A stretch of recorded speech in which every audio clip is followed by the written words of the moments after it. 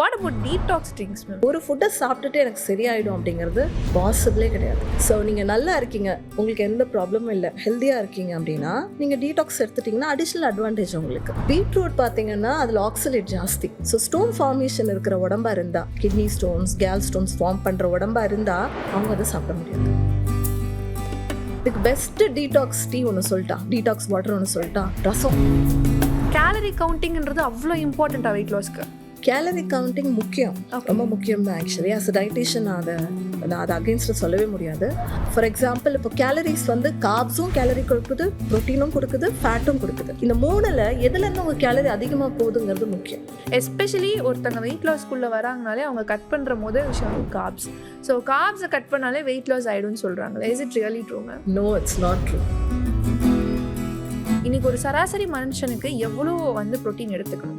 Super. இது protein பற்றி இது கண்டிப்பாக நம்ம சொல்லணும். நிறைய பேர் அதை தப்பாக நினச்சிட்டு இருக்காங்க. உடனே ப்ரோட்டீன் கம்மியாக இருந்தால் உடனே ப்ரோட்டீன் பவுடருக்கு போயிடுறேன். இப்போ ஃபார் எக்ஸாம்பிள் ஒருத்தர் வந்து ஒரு 70 kg இருக்காங்கன்னா 70 grams தான் எடுத்துக்கணும். அவ்வளோதான் உங்கள் உடம்புக்கு தேவை. 1 gram per kg of body weight. இதுவே போதும், தாராளமாக போதும்.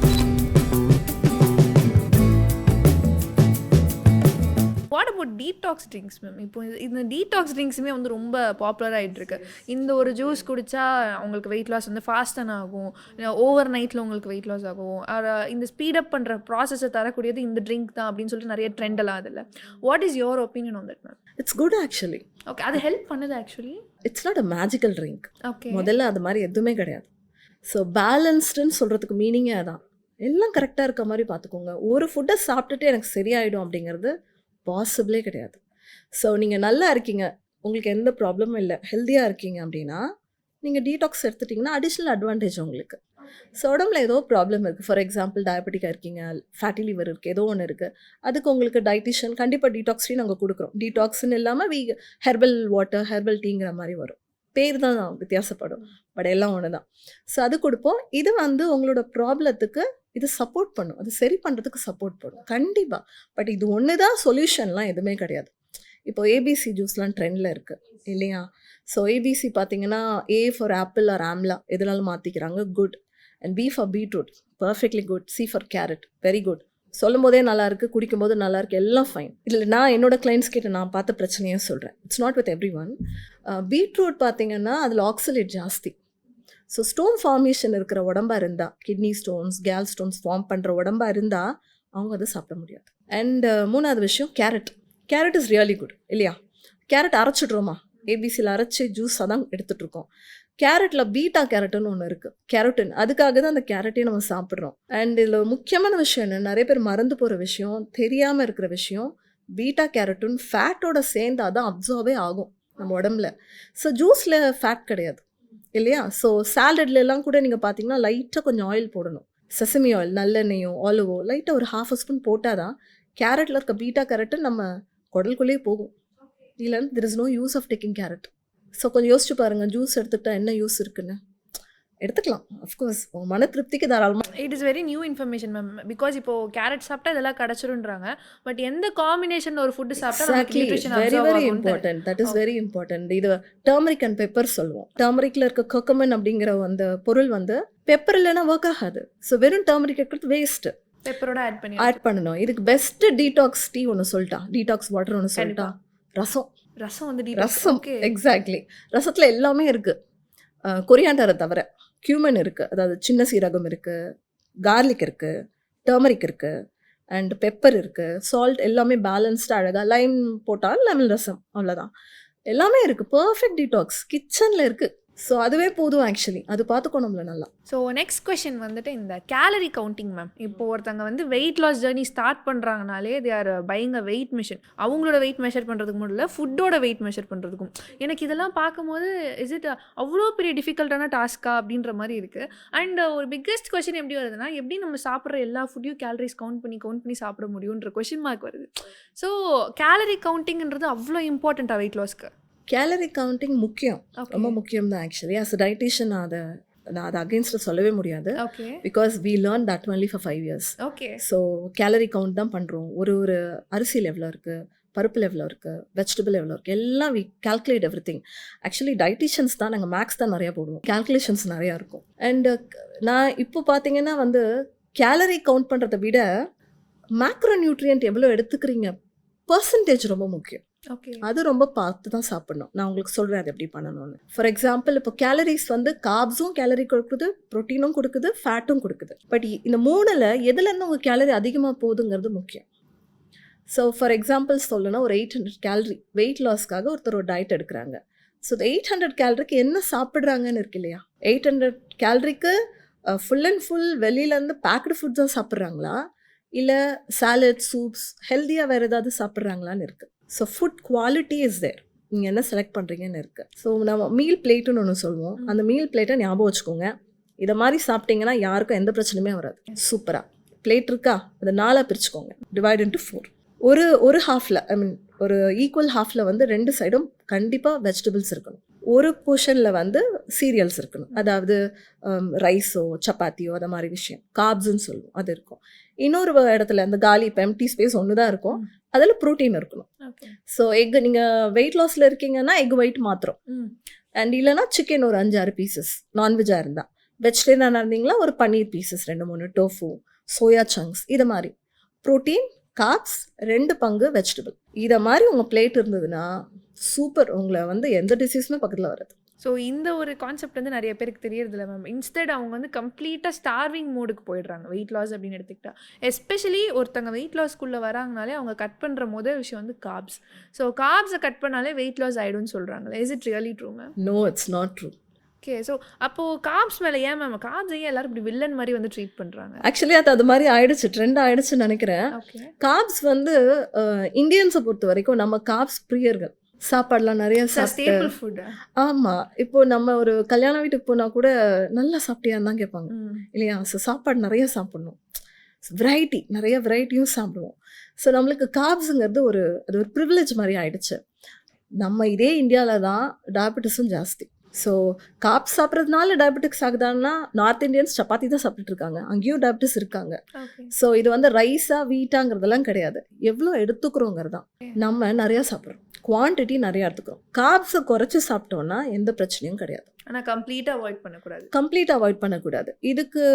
இது ரொம்ப அழகாக புரிய வைக்கணும்னா இந்த ஸ்போர்ட்ஸ் பர்சன்ஸை சொல்லலாம். ஸ்போர்ட்ஸ் பர்சன்ஸ்லாம் வந்து பார்த்தீங்கன்னா கார்ப்ஸ் குறைக்க மாட்டாங்க, கார்ப்ஸ் எடுத்துப்பாங்க. அவங்க டயட்டில் கார்ப்ஸ் இருக்கும். ஏன்னா நம்ம உடம்புல வந்து கார்ப்ஸ் ஸ்டோரேஜ் எப்போவுமே இருக்கும் தெரியுமா? ப்ரோட்டீனோ ஃபேட்டோ அது ஸ்டோரேஜ் இருக்கிறத விட கார்ப்ஸ் மெயினாக கிளைக்கோஜன்ற பேரில் ஸ்டோரேஜ் இருக்கும். ரொம்ப முக்கியம் நமக்கு அது. ஸ்டார்வேஷன்லலாம் அதான் ஹெல்ப் பண்ணும். ஸோ ஒரு ஆளுக்கு சராசரியாக ஒரு 400-500 கிராம், ஹாஃப்னு வச்சுக்கோங்களேன், 1/2 kg கார்ப்ஸ் வந்து நம்ம ஸ்டோரேஜ்லேயே இருக்குது நம்மக்கிட்ட. லிவர்லேயும் மசில்லையும் இருக்கும். இப்போது ஸ்போர்ட்ஸ் பர்சனுக்கெல்லாம் அவங்க ரொம்ப தூரம் ரன்னராக இருக்காங்க, அத்லெட்டாக இருக்காங்கன்னா ரொம்ப தூரம் ஓடணும், ரொம்ப நேரம் ஓடணும், அண்ட் அந்த ஒர்க்லேயே ரொம்ப நேரம் இருப்பாங்க, ஃபிசிக்கல் ஆக்டிவிட்டியில் ரொம்ப நேரம் இருப்பாங்க. அப்பப்போ வந்து சாப்பிட்டு போயிட்டு இருக்க முடியாது. ஸோ அந்த பாடியே கார்ப்ஸ் இருக்க மாதிரி லோட் பண்ணிப்பாங்க. அது பேர் கார்ப்ஸ் லோடிங்னு சொல்லுவோம். ஸோ அவங்க தேவை கிட்டத்தட்ட ஒரு 2 கிலோ கார்ப்ஸ் அவங்க உடம்புல இருக்கும், லோட் பண்ணிடுவாங்க. ஸோ அவங்க டயட் வேறு மாதிரி இருக்கும். கார்ப்ஸ் நல்லது தான் பண்ணுது, கொஞ்சம் கொஞ்சமாக அந்த கிளைக்கோஜனை ரிலீஸ் பண்ணி அவங்களுக்கான ATP எனர்ஜியை கொடுத்துட்டே இருக்கும். அண்ட் நம்ம உடம்புல இருக்கக்கூடிய பிரெயின் எப்போவுமே ஆக்டிவாக இருக்கிற ஆர்கன், அதுக்கு குளுக்கோஸ் மட்டும்தான் எனர்ஜி. ஸோ அது கார்ப்ஸில் மட்டும்தான் இருக்குது. ஸோ கார்ப்ஸ் வந்து கம்ப்ளீட்டாக அவாய்ட் பண்ணக்கூடாது, போர்ஷன்ஸ் மட்டும் கண்ட்ரோல் பண்ணிக்கலாம். அது தெரிஞ்சுக்கிட்டோன்னா போதும், we are masters. So what about protein ma'am? இப்போ ப்ரோட்டீன் நீங்கள் சொன்ன மாதிரி எல்லாரும் வந்து ப்ரோட்டீன் அதிகமாக கன்சியூம் பண்ணணும், என்னோட ரெக்வயர்ட் லெவலை வந்து நான் ஃபுல்ஃபில் பண்ணுன்றாங்க. இன்றைக்கி ஒரு சராசரி மனுஷனுக்கு எவ்வளோ வந்து ப்ரோட்டீன் எடுத்துக்கணும்? சூப்பர். இது ப்ரோட்டீன் பற்றி இது கண்டிப்பாக நம்ம சொல்லணும். நிறைய பேர் அதை தப்பாக நினச்சிட்ருக்காங்க. உடனே ப்ரோட்டீன் கம்மியாக இருந்தால் உடனே ப்ரோட்டீன் பவுடருக்கு போயிடுறாங்க. கரெக்டாக. ஸோ இப்போது மார்க்கெட்லேயே நிறைய இருக்குது ப்ரோட்டீன் பவுடர்ஸும். ஸோ அவங்களையும் சொல்லி தப்பு இல்லை. ஒரு 15 இயர்ஸுக்கு முன்னாடியில் இவ்வளோ ப்ராடக்ட்ஸ் கிடையாது. டிமாண்ட் இருக்கிறதுனால சப்ளை நிறையா இருக்குது. அப்சல்யூட்லி அதில் நம்மளுக்கு வந்து தேவை இருக்கு இல்லையா? அண்ட் இந்த ப்ரோட்டீன்ஸை பொறுத்த வரைக்கும் இப்போ ஃபார் எக்ஸாம்பிள் ஒருத்தர் வந்து ஒரு 70 kg இருக்காங்கன்னா 70 கிராம்ஸ் தான் எடுத்துக்கணும். அவ்வளோதான் அவங்க உடம்புக்கு தேவை. 1 gram per kg of body weight. இதுவே போதும், தாராளமாக போதும். அண்ட் இதை தவிர்த்து அவங்க நிறைய எடுத்துக்கணுன்னா அவங்களோட ஒர்க் எப்படி இருக்குது, அவங்களுக்கு ப்ரோட்டீன் தேவை இருக்கா அப்படின்னா எக்ஸ்ட்ரா கொடுக்கலாம். இப்போ நாங்கள் டயட்டிஷியன்ஸே ப்ரோட்டீன் கொடுப்போம். யூஸ்வலாக நம்ம ப்ரோட்டீன் யார் சாப்பிடணும்னு நினச்சிட்ருக்கோம்? ஜிம் போகிறவங்க, பாடி பில்டர்ஸ் தான் ப்ரோட்டீன் எடுத்துக்கணும் அப்படின்னு ஒரு இது இருக்கு இல்லையா? யாருக்கு தெரியுமா ப்ரோட்டீன் ஜாஸ்தி தேவைப்படும்? ஆக்சுவலி பெட் ரிடன், இப்போ சர்ஜரி பண்ணி பெட் ரிடனில் இருக்காங்க, ரெக்கவரி ஃபேஸில் இருக்காங்க, ஸ்ட்ரென்தன் பண்ணணும் அப்படிங்கிறவங்களுக்கு ப்ரோட்டீன் கொடுக்கணும். ஓகே. கிட்ஸ் வந்து இப்போ ஃபிசிக்கல் ஆக்டிவிட்டியில் இருக்காங்க, ஸ்போர்ட்ஸில் இருக்காங்க, அவங்க வெஜிடேரியனாக இருக்காங்க, ப்ரோட்டீன் சோர்ஸ் ரொம்ப கிடையாது அப்படின்னா அவங்களுக்கு ப்ரோட்டீன் கொடுக்கணும். So protein it's not for every one. யாருக்கு தேவையோ அவங்களுக்கு மட்டும்தான் ப்ரோட்டீன் கொடுக்கணும். அதுவும் அந்த வெயிட்குள்ளே வரா மாதிரி கால்குலேட் பண்ணி அதை மட்டும்தான் எடுத்துக்கணும். தாராளமாக ப்ரோட்டீன் எக்ஸ்ட்ரா எடுத்துக்கலாம். எக்ஸ்ட்ரா எடுத்தால் என்ன ஆகிட போகுதுன்னு ஒரு இது இருக்கும். ஒரு விஷயம், எக்ஸ்ட்ரா எடுத்தாலும் அது உடம்புல ஸ்டோர் ஆகாது. அப்படியே ஸ்டோர் ஆனாலும் ஃபேட்டாக தான் ஸ்டோர் ஆகும். Protein is converted to fat. இது வந்து புதுசாக இருக்கு. அப்சல்யூட்லி. ஏன்னா இன்னைக்கு நிறைய பேர் ப்ரோட்டீன் பவுடர்ஸ் வாங்கி ரொம்ப ஈஸியாக கன்சியூம் பண்ணுறாங்க. ஸோ அவங்களுக்கு தேவையா தேவையில்லைன்னு எப்படி கண்டுபிடிக்க முடியும்? அவங்களோட ஆக்டிவிட்டி தான், கம்ப்ளீட்டாக ஆக்டிவிட்டி தான். அவங்களோட ஒர்க்கை பார்த்துட்டு தான் நம்ம சொல்லணும். ஸோ அவங்களுக்கு உண்மையாகவே உங்களுக்கு தேவை இருக்கா. இன்னொரு விஷயம், அவங்களுடைய ஃபுட் ஐட்டம்ஸ் ப்ரோட்டீன் ரொம்ப கம்மியாக இருக்குது, அவங்களால எடுத்துக்க முடியல அப்படிங்கன்னா நம்ம ப்ரோட்டீன் பவுடர் சப்ளை பண்ணலாம். Do vegetarians actually need protein powders, ma'am? They have plenty of sources of protein. ஆனால் வெஜிடேரியன்ஸ்னால ப்ரோட்டீன் ஃபுல்ஃபில் பண்ணுறது ரொம்ப கஷ்டம் அப்படின்றது சொல்லுங்கள். ப்ரோட்டீனுக்கு வந்து நிறைய சோர்சஸ் இருக்குது வெஜிடேரியனுக்கு. ஃபார் எக்ஸாம்பிள், எல்லா பருப்பு வகையும், சுண்டல்லாம் சொல்லுவோம் இல்லையா, அது மாதிரி எவ்வளோ இருக்குது. நவராத்திரிக்கே 9 வகையான சுண்டல் கொடுக்குறோம். ஸோ அவ்வளோ வெரைட்டி இருக்குது. அது எல்லாத்துலேயுமே ப்ரோட்டீன், எல்லாத்துலேயுமே ப்ரோட்டீன் இருக்குது. Equal to chicken. ஓகே, அவ்வளோ ப்ரோட்டீன்ஸ் இருக்குது. அது பிளான்ட் ப்ரோட்டீன்னு சொல்லுவோம், அது இருக்குது.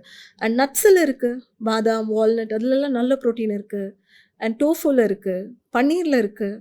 பன்னீர் கொஞ்சம் ஃபேட்டு ஜாஸ்தி, பட் அதில் வந்து ஈக்குவலாக ஃபேட்டும் இருக்கும் அதில். பட் கொஞ்சம் எடுத்துக்கலாம் தாராளமாக. அண்ட் என்னைக்காவது ஒரு நாள் இஸ் நாட் அ ப்ராப்ளம் இல்லையா, எடுத்துக்கலாம். இவ்வளோ ஆப்ஷன்ஸ் இருக்கே. சோயா இருக்குது. ஸோ நிறைய ஆப்ஷன்ஸ் இருக்குது. நம்ம வந்து கொஞ்சம் கஷ்டம் தான் இல்லையா, தினம் வெரைட்டியாக சமைக்கிறது.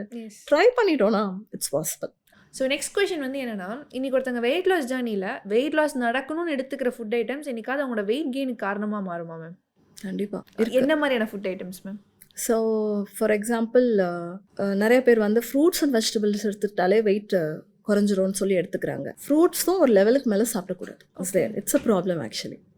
ஃப்ரூட்ஸில் ஃப்ரக்டோஸுங்கிறது நிறையா இருக்கும். ஸோ நான் இப்போ ரீசெண்டாக நிறைய பார்த்துருக்கேன், 3 வேளையுமே ஃப்ரூட்ஸ் சாப்பிட்றவங்களாம் இருக்காங்க. To lose weight. Yes. So ஆனால் அது வந்து ஃப்ரக்டோஸுங்கிற ஒரு பொருள் அதில் ஜாஸ்தி இருக்கிறதுனால அது நம்ம உடம்புக்கு ஓவர்லோட் ஆகும்.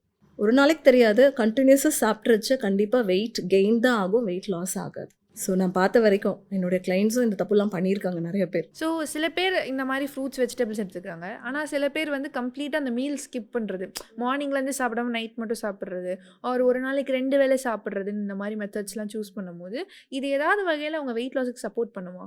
அப்சல்யூட்லி. மீல் ஸ்கிப் பண்ணுறது, கேலரி டெஃபிசிட்னு ஒரு வேர்டு இப்போ ரொம்ப ஃபேமஸாக போயிட்டுருக்கு இல்லையா. கேலரி டெஃபிசிட், அதாவது ஒரு நாளைக்கு உங்கள் உடம்புக்கு எவ்வளோ கேலரி எடுத்துக்கணும் அப்படின்னா, நீங்கள் வெயிட் லாஸில் இருக்கீங்கன்னா அதில் கொஞ்சம் குறைச்சிக்கணும். டெஃபிசிட் பண்ணுறோம், குறைக்கிறோம், அதான் கேலரி டெஃபிசிட். ஸோ அப்போ எப்படி குறைக்க முடியும்? ஏதாவது ஒரு மீலை நான் ஸ்கிப் பண்ணுறேன், காலையில் பிரேக்ஃபாஸ்ட் சாப்பிட்டாம போயிடுறேன், இல்லை டின்னர் சாப்பிட்டாம இருந்துடுறேன், இது மாதிரி பிளான் பண்ணிப்பாங்க. இது வந்து அப்ரப்டாக நம்ம இது தப்பு அப்படின்னு சொல்லவே முடியாது. சில பாடிக்கு இது சூட் ஆகுது, ஒர்க் ஆகும். ஆனால் ஆஸ் அ டயட்டிஷியனாக சொல்லணும்னா, I don't give this kind of option to everyone for weight loss. Work பார்ப்போம், field workers, kids and college போகிறவங்க, அண்ட் ஃபீல்டு ஒர்க்கில் ரொம்ப இருக்கவங்க, ட்ராவலிங்லேயே இருக்கவங்க, ரொம்ப ஃபிசிக்கல் ஆக்டிவிட்டி நிறையா பண்ணுறவங்களுக்கு இது வேலைக்கு ஆகாது, டயர்ட் ஆகிடுவாங்க. ஸோ அந்த மீல் ஸ்கிப்பிங்கே ஒர்க் ஆகாது. அந்த மீலில் வந்து கேலரி கம்மியாக இருக்க மாதிரி அவங்களுக்கு செட் ஆகிற மாதிரி நம்ம மீல் ஏதாவது ரெக்கமெண்ட் பண்ணலாம். மீலை வந்து ஸ்கிப் பண்ணக்கூடாது. மீல் ஸ்கிப் பண்ணால் என்ன ப்ராப்ளம் ஆகும்னா, ரொம்ப டயர்ட் ஆகுவாங்க அண்ட் உடம்புல இருக்க நீர்ச்சத்து குறைய ஆரம்பிக்கும். ஸோ நீர்ச்சத்து, எலக்ட்ரோலைட் சொல்லுவோம், அது குறைய தான் டயர்ட் ஆகிறது, தலைவலிக்கிறது, நடக்கிறச்ச காலில் பெயின் வர்றது, இதெல்லாம் அதனால தான் நடக்கும். ஸோ மீல் ரீப்ளேஸ்மெண்ட் பண்ணணும், இல்லைனா மீலை நீங்கள் கட் பண்ணணும்னு நினச்சிங்கன்னா ஒரு ப்ராப்பர் கைடன்ஸோடு பண்ணணும். நீங்கள் நிறையா விஷயங்கள் ஒரு சிலர் பண்ணுறாங்க, செட் ஆகுது, நானும் ட்ரை பண்ணுறேன், தயவுசெய்து பண்ணிடாதீங்க, அது ரிஸ்க் தான். ஸோ பார்த்து ப்ராப்பராக பிளான் பண்ணி பண்ணுங்கள். உங்களுக்கு எது சூட் ஆகுதோ அதை கரெக்டாக வந்து ஒரு ப்ரொஃபஷனல் கைட் பண்ணுவாங்க.